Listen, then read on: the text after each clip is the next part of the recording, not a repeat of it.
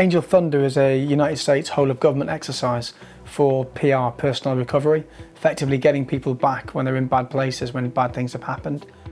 They bring all parts of the US military and foreign forces as well to practice search and rescue in disasters and in combat. Angel Thunder exists to make life easier when those operations happen in real life. So it's so close an approximation to reality. It's such a good simulated environment. It took up the whole western seaboard of the United States this year. Such a good environment to then make sure that you're training really, really hard, so when you go out in the field it's really, really easy. Rescue Global got involved with Angel Thunder at the invitation of the exercise director, Brett Hartnett. He's a former search and rescue professional within the US Air Force. We met at a conference. He saw what we do in terms of disaster reconnaissance, and Brett was kind enough to let us take part in the planning for Angel Thunder 2014. Colonel Sean Chiquette from the US Air Force is the commanding officer and the overseeing authority that allows Angel Thunder to exist.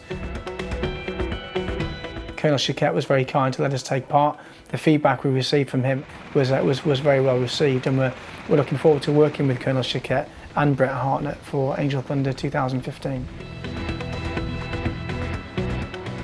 It's very significant that Rescue Global attended because from Angel Thunder's perspective, it showed how progressive they are being as a military exercise attended by many nations to be accepting of the NGO and humanitarian community, because we actually all work together in the field anyway. So doing that in training makes good sense, so it's significant from their side. What was significant for Rescue Global is we're the first charity not-for-profit to ever work with Angel Thunder, and it's really key because the networking and the relationships we've built and understanding how some of these guys and girls work will be really helpful to us. So ultimately it'll help us save life in the field. Rescue Global was part of several missions during Angel Thunder. The most notable was a search and rescue in a place called Caldwell Cabins. The idea was there was 30 to 40 casualties strewn over a whole area where there was no communications. Our job was to deploy a Pathfinder team to find where the casualties were, work out what the needs were, and then call in a military supported evacuation and medical care for that.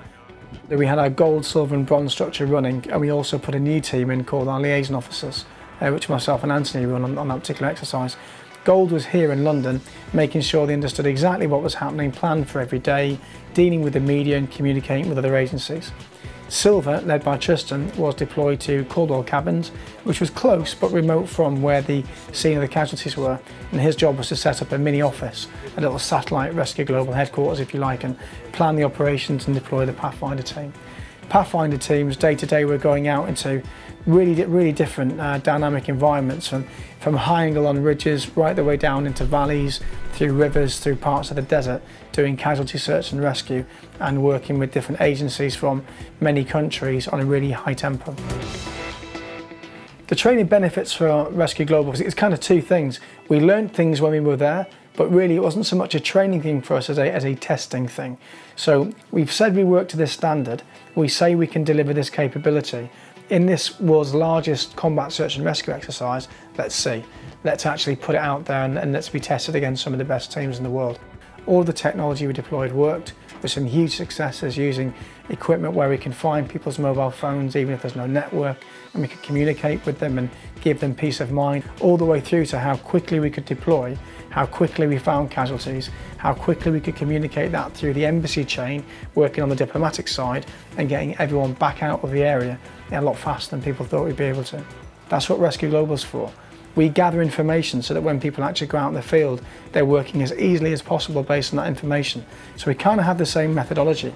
Train really hard so when you work it's easier in the field, and develop relationships now that really matter later on. It was extremely rewarding to take part in.